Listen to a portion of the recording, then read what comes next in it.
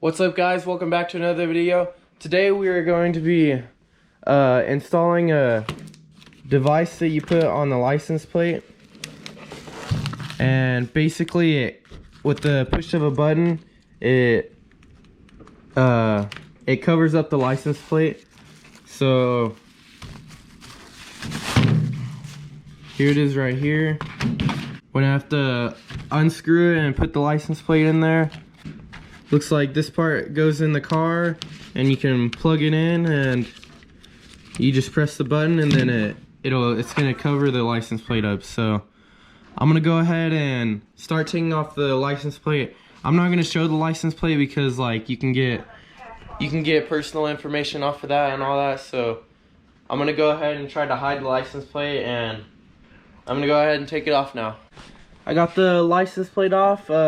This bolts on with the license plate, and it looks like this also bolts on with the license plate, like all with the same bolts. I went ahead and opened it up. It was just 2 screws on the bottom and it folds open. I'm gonna go ahead and plug it in and see exactly how it works. So hear it beep.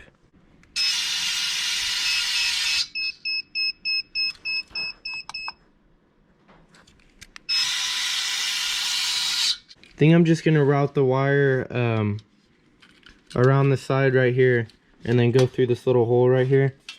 So hopefully it's not, with the license plate, it won't cover the license plate.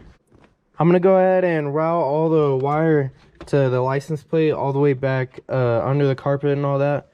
I'm gonna go ahead and do that now before I bolt it up. But to route it, I think I'm just gonna put the box just right beside the console. And I'm gonna go ahead and take the console off and go under that carpet right there, and then take the seat up and go under the seat and probably slip through this crack right here. It's where I went the speaker wires, I think. And then just go through under the carpet for the trunk, and then out the back to the license plate.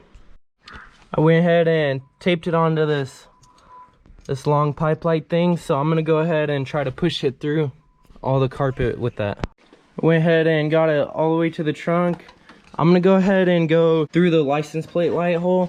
So I'm gonna take this grommet out and try to fit it through there, so then it'll be right next to the license plate.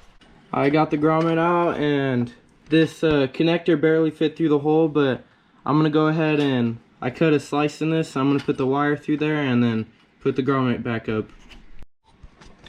I got the wire all the way through and the grommet back in. I made sure there's enough wire to plug in all the way through the license plate thing, but everything's hooked up now, so I'm gonna go ahead and plug it in and then bolt up the license plate. I went ahead and taped up the wire. This is how I'm gonna run it so it doesn't get in front of the license plate or anything. Alright, I got everything bolted up and I put the 2 screws in the bottom again.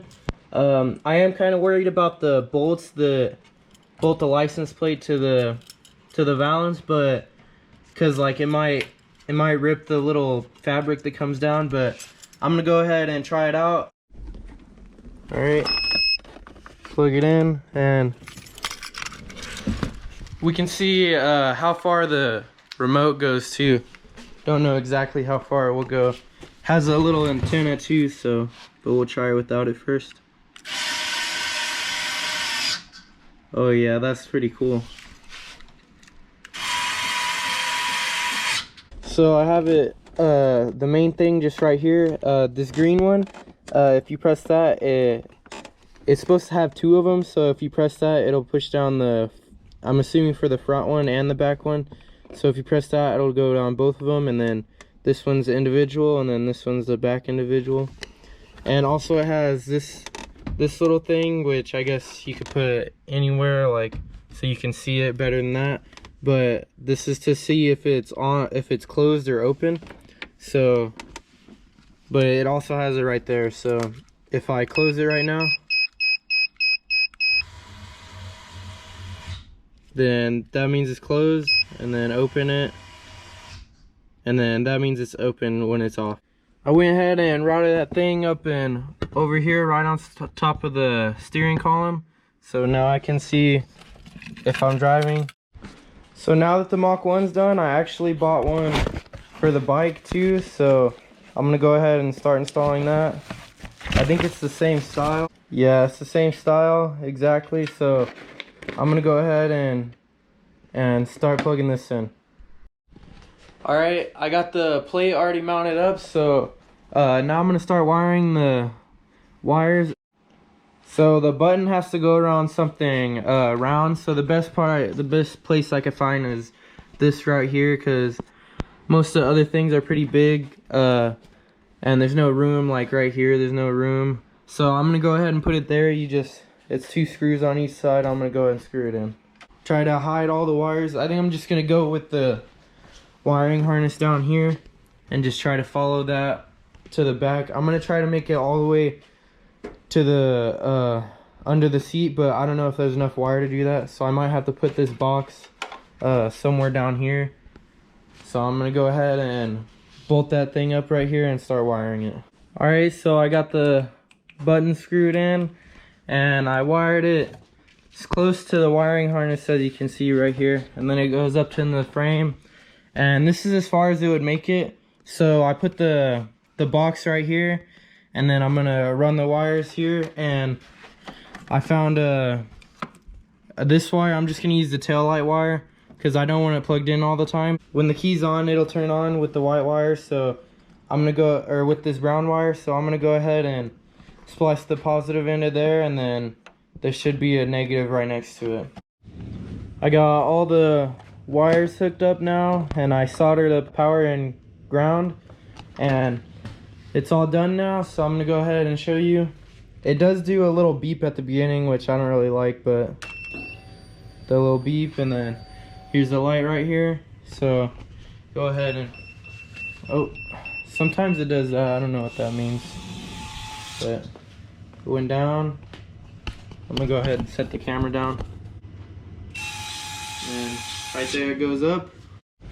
And then when you put it back up, the light actually turns off. So you know when, if you turn it on, then that means the light's on. That means it's closed right now and you can't see the license plate. And then you close it, and then the light turns off and you can't see it. I just want to do a quick update on the Mustang too. The rear end is actually still whining. When you're driving, like the faster you go, the louder it'll get.